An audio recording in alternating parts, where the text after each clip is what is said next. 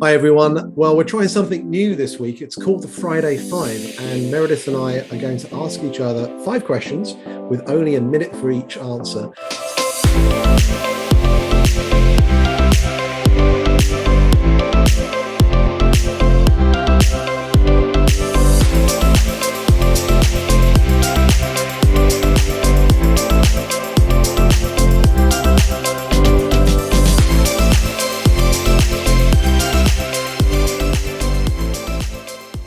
Meredith, I think you have the first question that you're giving me this week. I sure do. So a whole bunch of news came out this week with some new stats on how Delta variant is affecting restaurants. And I wonder if you could talk a little bit about what we're seeing and how we expect that to play out. All right, let's start the clock. Well, you're right. The nation's restaurant news and the NRA gave some rather worrying stats that I think everyone should be aware of.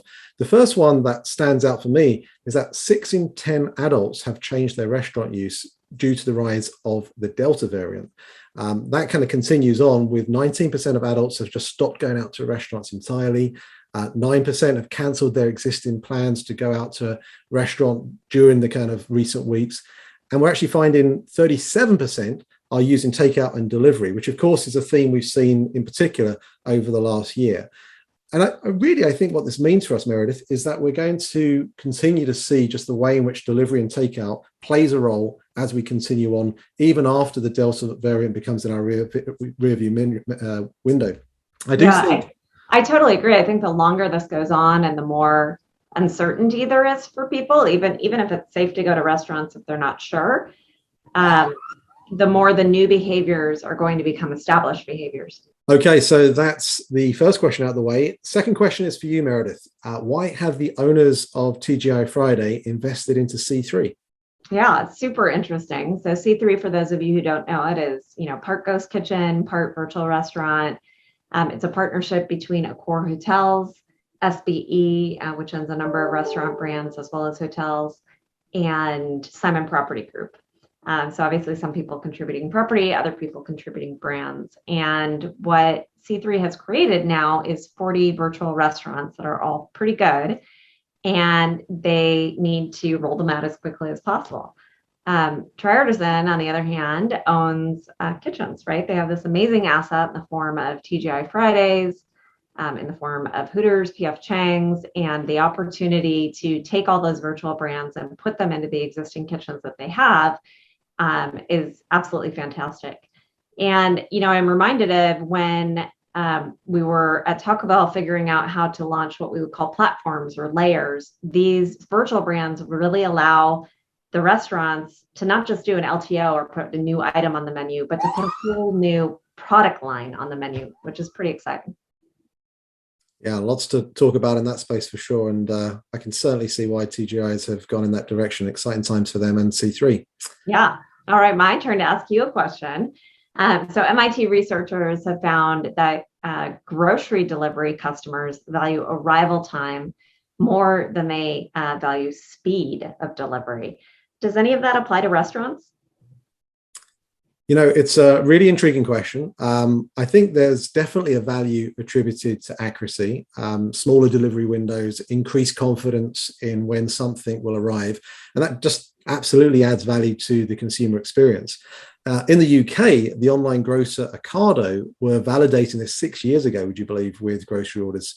They priced the delivery, for example, during quieter times to be something like a 50% charge for delivery. So we were getting deliveries at 10 p.m. at night for a cheaper delivery price. And I think dynamic pricing for delivery is an area which has got some room to develop in the months and years ahead. Now, regarding food for now and restaurant delivery, I think it's a bit more of a complex scenario. People order when they want it. And I think there's obviously going to be a way for people to actually really have some value attributed to ensuring they get it when they ordered it. Because today, I think there is a level of disconnect, if you will, between the way in which restaurants really believe how fast they can get food out and the actual times to when it gets there. So I think your shot clock went off, man. I know, but I got 5 more seconds. Speed is considered a given. That's all I'm going to say. Speed's considered a given when it comes to food delivery. Yeah. And if you mess up delivering in a time frame when you commit to it, then you're unlikely to get that customer to come back to you again. It's true. Well, it reminds me of what you were talking about in the book, in the international chapter, where in China, it's very common to have insurance that you can buy, that your order will show up at a certain time, which is particularly important for, say, a planned event, not, like daily dinner, but if you were doing a family party or a dinner party for your friends or something like that, you want the food to show up exactly when you need it. Totally. Absolutely. So I think there's more to come on that space. So we'll keep an eye on it. Okay, question 4. WoWorks, parent company of Saladworks, Garbanzo Mediterranean Fresh, Fruitables, they've announced non-traditional growth with Walmart, hospitals, and ghost kitchens opening up a location every single day. So what's changed that's making these once niche brands more viable? Yeah, so much. I think that it starts with the consumer, as ever. And the consumer is starting to want more different, unique foods. We talk about this in the book, about all of the different things that are causing consumers to want increased variety in their diet, to want increased health in their diet, to have more personalization of their specific thing. And we call it food as identity, where consumers are making choices as part of who they are, saying, I am a keto eater, I am a vegetarian, whatever it might be.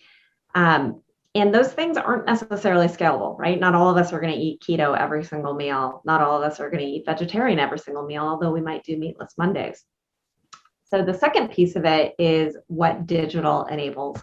And digital marketing enables us as restaurateurs to bring the right offer to the right consumer at the right time, so that we can find that person who wants that thing that maybe isn't broadly appealing to all Americans, but is super appealing to just them. Yeah, and I think what we're finding with virtual brands is definitely enabling that to become something that's more viable to actually make happen at a faster pace than ever before. Yeah. All right, last question, Carl. This one's for you. This is fast. I know it is fast. Puts us under pressure. It's the shot clock, man. So Sweetgreen bought Spice this week, or announced that they purchased Spice. So Spice has 2 locations in Boston. Seems strange. What gives? Yeah, I love Sweetgreen, and I'm really intrigued by Spice. I haven't visited one of their locations, but they have a robotic system that allows them to cook up to 350, I think, personalized salads and grain bowls in every hour. And when you think about that level of throughput, that really is amazing. I mean, they're fulfilling orders in 3 minutes or less.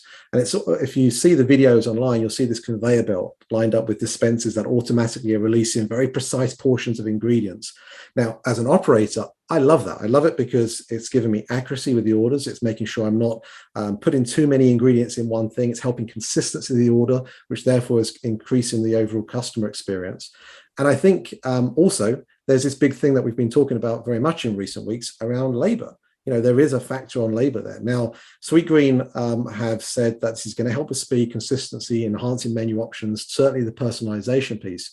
But they also think that by allowing this to happen, it's going to allow their staff, turn that off, their staff to actually then spend more time on customer engagement, helping them understand their technology and perhaps more about the sourcing strategy behind Sweetgreen and the way in which they really focus on the ingredients as much as the actual process that the customers experience when they're at their stores.